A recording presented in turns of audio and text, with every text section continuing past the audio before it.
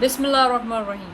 आज का हमारा टॉपिक है intermediate code generation. Intermediate code generation basically compiler design phrases है, जिसमें पहला नंबर पर आता है लेक्सिकल एनालिसिस, सेकंड नंबर पे आता है सिंटैक्स एनालिसिस, थर्ड नंबर पे आता है सेमेट्रिक एनालिसिस और fourth number intermediate code generation होता है। ये चारों जो हैं ये फ्रंट एंड में यूज़ किए जाते हैं। बेसिकली कंपाइलर डिज़ाइन का मकसद ये होता है कि हमारा जो प्रोग्राम हम लिखते हैं हाई लेवल लैंग्वेज में, जैसे हमारी नेचुरल लैंग्वेज है इंग्लिश, जैसे हम समझ पाएँ, पर जो है हमारा कंप्यूटर वो बात नहीं समझता, वो समझता है बाइनरी लैंग्वेज ज़ीरो और वंस में। तो इंटरमीडिएट कोड जनरेशन जो होता है उसमें हम जो है पहला उसका जो है बेनिफिशियल ये होता है कि वो मशीन इंडिपेंडेंट होता है। वो कोड को जो है वो इंटरमीडिएट हाई लेवल को कन्वर्ट करता है, एक लेयर बनी होती है जिसमें वो कन्वर्ट करता है लो लेवल लैंग्वेज में। इसमें क्या होता है कि पहला नंबर पे जो बेनिफिशियल ये होता है कि मशीन इंडिपेंडेंट होता है। मतलब मिसाल के तौर पे मैंने एक प्रोसेसर जैसे कि लिखा हुआ है LA mean lexical analysis, syntax analysis, symmetric analysis, intermediate code generation. ये एक PI है, मतलब एक प्रोसेसर है, और दूसरा ये है P2 प्रोसेसर। मतलब हमने जो है एक प्रोग्राम अलग अलग पे दिया हुआ है। तो इसके अलावा हम ऐसे भी कर सकते हैं कि हम जो है एक प्रोग्राम किसी एक पर्टिकुलर प्रोसेसर पे करें, वही प्रोग्राम हम ट्रांसफ़र किसी फ़ाइल की सूरत में दूसरे पे चलाएं तो वो भी रन हो जाएगा। जैसे कि हम विंडो एक ऑपरेटिंग सिस्टम है, मैक भी ऑपरेटिंग सिस्टम है, लिनक्स भी ऑपरेटिंग सिस्टम है, पर वो डिफरेंट ऑपरेटिंग सिस्टम है। हम बजाय जो दूसरे मतलब जो है बार बार एक प्रोग्राम को लिखें दूसरी मशीन के इस्तेमाल के लिए, तो ये एक डिफ़िकल्ट हो जाएगा। तो इस वजह से ये बेनिफिशियल है कि हाँ ये इंटरमीडिएट मशीन इंडिपेंडेंट है। और उसमें जो है मेथड्स आते हैं सिंटैक्स ट्री के नाम से, जो abstract syntax tree, postfix, 3 address code, direct graphs. हम जो है बेसिकली बहुत जो यूज़ करते हैं वो है 3 address code. First of all हम डिस्क्राइब करते हैं एब्स्ट्रैक्ट सिंटैक्स ट्री को।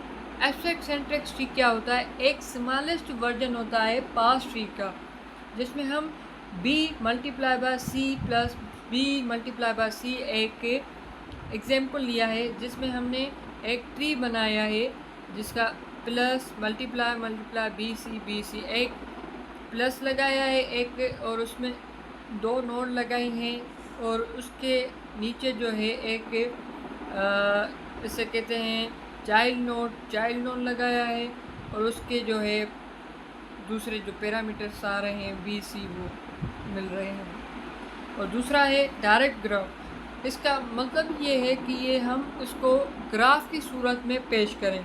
जैसे कि हमारा एग्जाम्पल ऊपर वाला था कि b मल्टीप्लाई बाय c, तो हमने क्या किया, एक ग्राफ प्लस लगाया, उस पर नोड लगाए 2, जिसमें हमने एक नोड को प्लस दिया और दूसरे नोड को c दिया, एक को मल्टीप्लाई दिया, दूसरे को b और c दिया।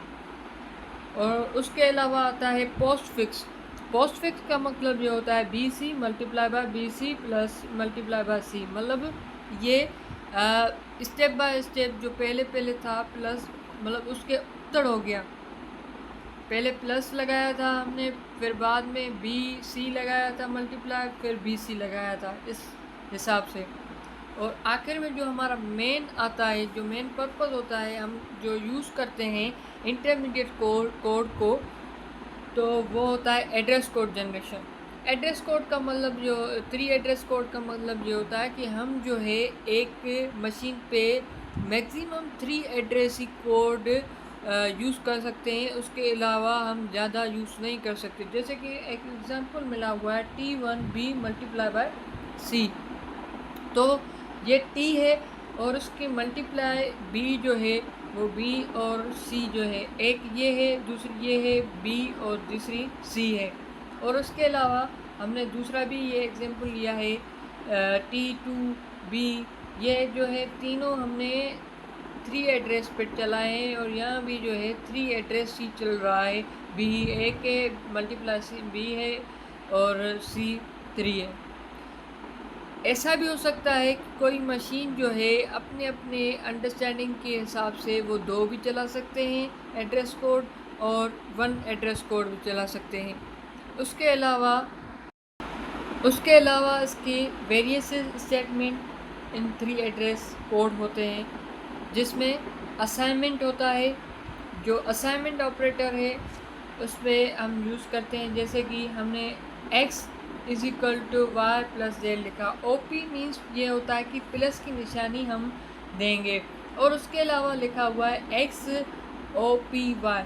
इसका मतलब ये है कि प्लस y, क्योंकि OP जो है वो प्लस में आती है और y जो x is equal to Y के बराबर x is equal to Y होती, क्योंकि इसमें OP का निशान कोई भी नहीं है। मतलब उसका मकसद ये नहीं है कि ये प्लस करे, ये सिर्फ असाइनमेंट ऑपरेटर लगा दें।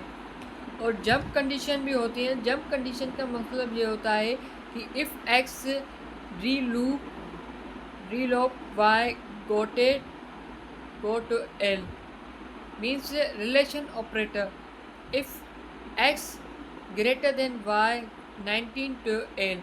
इसका मतलब ये होता है कि ये री लूप लिखा हुआ है, तो उसका मतलब ये है कि रिलेशन ऑपरेटर मीन्स ये कंडीशन, इफ़ की कंडीशन ये पूरी हो तभी वो जंप करके एल की तरफ जाए।